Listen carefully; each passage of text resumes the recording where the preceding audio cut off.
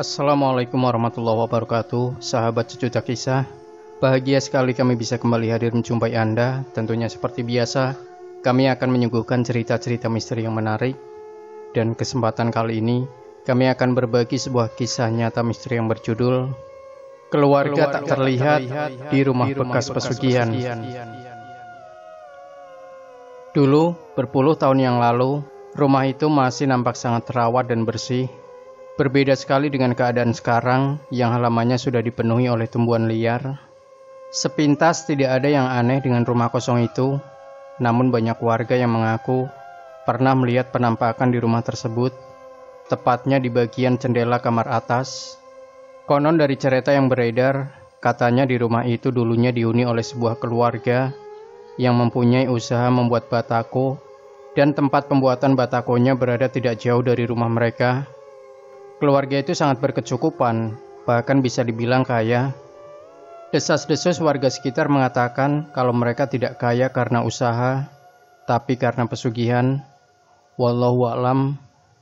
Seiring berjalannya waktu, entah apa sebabnya keluarga itu pindah dari rumah tersebut, meninggalkan gudang batu bata mereka dan juga rumah yang masih lengkap dengan peralatannya. Setelah kosong beberapa lama, akhirnya ada sebuah keluarga lagi yang menempati rumah itu, yaitu pasangan suami istri yang baru saja menikah. Entah itu rumah dibeli atau dikontrakan, tidak ada yang tahu. Malam ini aku tidak pulang, masih banyak urusan yang harus kuselesaikan. Kunci pintunya dan jangan dibuka walau siapapun yang mengetuknya, pesan lelaki itu pada wanita yang tengah hamil tersebut. Aku takut sendirian, rengek istrinya sembari menepuk pelan perutnya. Si lelaki yang merupakan suami dari wanita tersebut pun hanya menghela nafas panjang, lalu berjalan meninggalkan istrinya.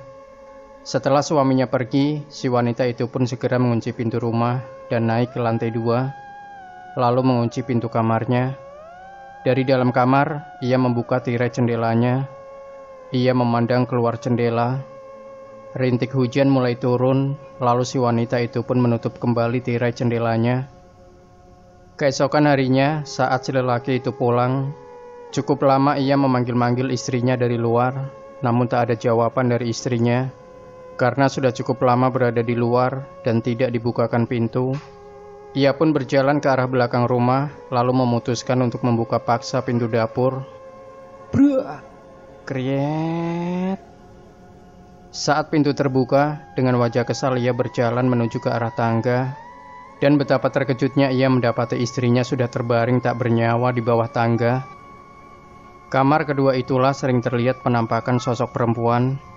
Ia segera mendekati tubuh istrinya tersebut.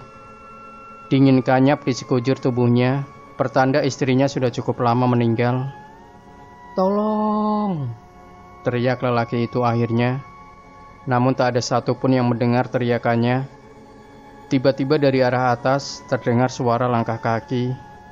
Saat si lelaki itu menoleh, ternyata sekelebat bayangan langsung menghilang dari pandangannya. Bulu di tubuhnya seketika merinding, dan tanpa ragu ia pun meninggalkan jasad istrinya dan berlari ke arah pintu dapur.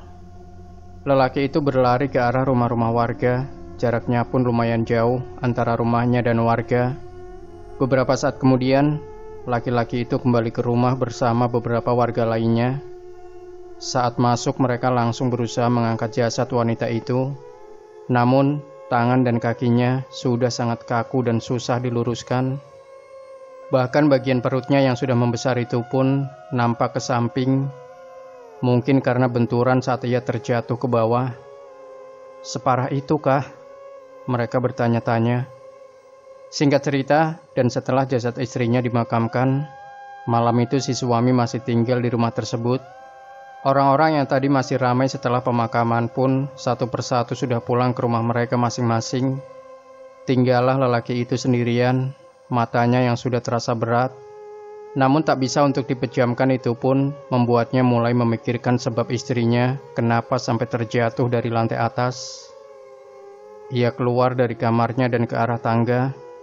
Tangganya pun memanglah tidak terlalu tinggi, meski kemungkinan cedera parah pada ibu hamil jika terjatuh dari atas itu ada. Ia mulai memperhatikan pegangan tangga atas. Tak ada yang aneh, Tapi ada sebuah goresan di sana, ia tidak pernah melihat itu sebelumnya. Namun, kemungkinan saja goresan itu ada saat rumah tersebut dihuni oleh keluarga sebelumnya. Tiba-tiba tengkuknya terasa panas, dan saat ia menoleh ke belakang, terlihat sekelebat bayangan menuju kamar. Di dalam terdengar suara tangisan bayi yang membuat laki-laki itu seketika merinding. Terdengar pula suara nyanyian lembut. Perlahan-lahan laki-laki itu melangkah ke dalam kamar. Kriet. Bra. Tak ada siapa-siapa di dalam kamar, hanya angin dingin yang berhembus masuk melalui jendela yang terbuka. Ia pun langsung menutup kembali pintu jendela, lalu membaringkan tubuhnya dan bersikap seolah-olah tak ada yang terjadi. Ia kemudian berusaha memejamkan matanya, namun gangguan-gangguan kecil mulai ia rasakan saat matanya mulai tertutup, seperti ada nafas yang berhembus di dekat wajahnya, dan seperti ada jari jemari dengan kuku-kuku yang panjang menyentuh tubuhnya. Alhasil, ia tak bisa tidur hingga adzan subuh mulai terdengar, dan gangguan itu pun berhenti untuk sementara. Barulah saat itu ia bisa tidur dengan sedikit tenang hingga pagi menjelang. Seminggu berlalu, gangguan di dalam rumah itu semakin hari semakin membuat si lelaki itu takut. Suara-suara aneh seperti tangisan, tertawa, ataupun orang yang sedang mengobrol seringkali terdengar, hingga ia akhirnya memutuskan untuk pindah dari rumah tersebut. Orang-orang sekitar tak ada yang tahu kemana ia pergi, entah itu pulang ke kampung halamannya atau hanya sekedar pindah dari rumah tersebut saja. Tapi setelah itu, tak ada lagi yang pernah melihat laki-laki itu lagi, dan semenjak rumah tersebut kosong, gudang batu bata di belakangnya sudah sering beralih fungsi menjadi tempat kerja dan lain-lain. Namun, karena gangguan yang selalu mereka rasakan, akhirnya tempat itu sekarang menjadi terbengkalai dan ditumbuhi semak, rerumputan yang tinggi di sekitarnya.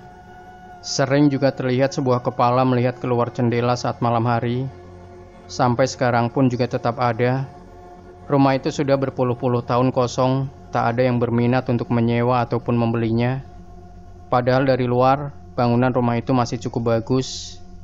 Namun cerita di dalamnya lah yang membuat orang berpikir berkali-kali untuk tinggal di sana. 1 jam di sana saja, Om sudah diikuti sampai rumah, apalagi kalau semalaman. Tapi untungnya mereka tidak terlalu usil dan tidak terlalu jahat juga. Kalau kita minta izin dan permisi sama mereka untuk bertamu atau hanya sekedar lewat, kita tidak akan diganggu. Sampai sekarang, penyebab jatuhnya perempuan itu tak ada yang tahu. Mungkinkah hanya sekedar jatuh saja? Demikian sahabat sejuta kisah. Jangan lupa berikan komentar Anda, like, share video ini, subscribe channel Sejuta Kisah, dan kembali nantikan cerita-cerita misteri terbaru dari kami. Wassalamualaikum warahmatullahi wabarakatuh.